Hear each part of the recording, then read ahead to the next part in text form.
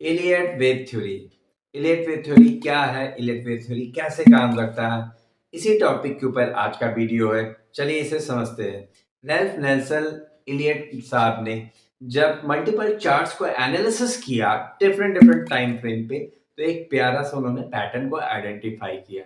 उस पैटर्न का उन्होंने नाम दिया वेव थ्योरी।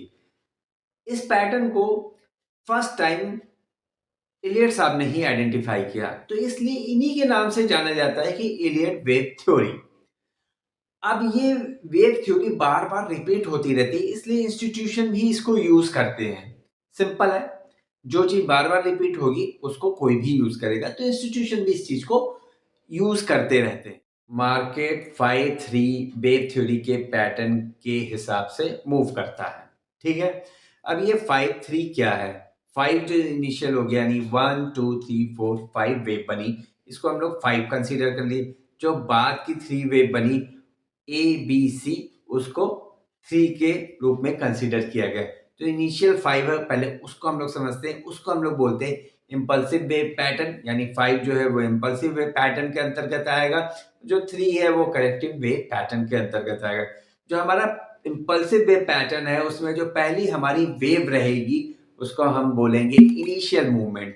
जो सेकंड वेव बनेगी उसे हम लोग करेक्शन बोलेंगे। जो थर्ड वेव बनेगी उसे मास पब्लिक की वजह से मूवमेंट मिलेगा, तो उसमें कुछ लंबी चौड़ी रैली देखने को आपको मिलेगी।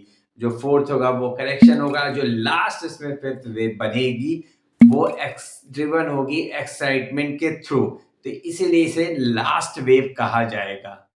करेक्टिव वेव पैटर्न के अंतर्गत जो हमने बोला कि 3 वेव होगा, ए बी सी। ए होगा वो मास करेक्शन होगा। जो बी होगा थोड़ा सा पुल बैक होगा, वहां पे कुछ लोग बायर्स आएंगे, सोचेंगे कि थोड़ा करेक्शन हुआ है, लेकिन जब बी वेव खत्म होगी तो वहां से ट्रेंड रिवर्सल देखने को मिलेगा, क्योंकि वहां पे जो सी वेव बनी हुई है वो मोर सेलर के बेस पे बनेगी।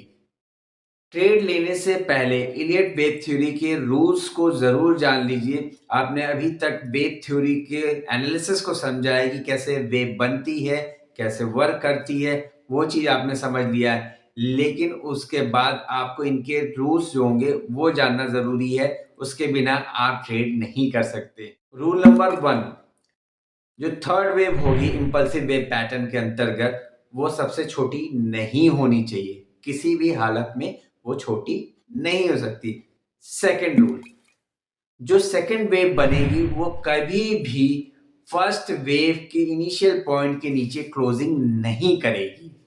ठीक है, और इसका जो थर्ड रूल है वो ये कहता है कि जो फोर्थ वेव बन रही है वो कभी भी फर्स्ट वेव में इंटर नहीं करेगी। जो सेकंड मैंने बताया कि वो इनिशियल पॉइंट को नहीं क्रॉस करेगी, लेकिन फोर्थ वेव के बारे में क्या बता रहा हूं, जो थर्ड रूल, कि फोर्थ वेव कभी भी फर्स्ट वेव में इंटर नहीं करनी चाहिए। Elliot wave theory beer market हो चाहे बुल मार्केट हो, वो दोनों में वर्क करती है। आप उसको दोनों जगह यूज कर सकते हैं, बेझिझक बिंदास यूज कर सकते हैं।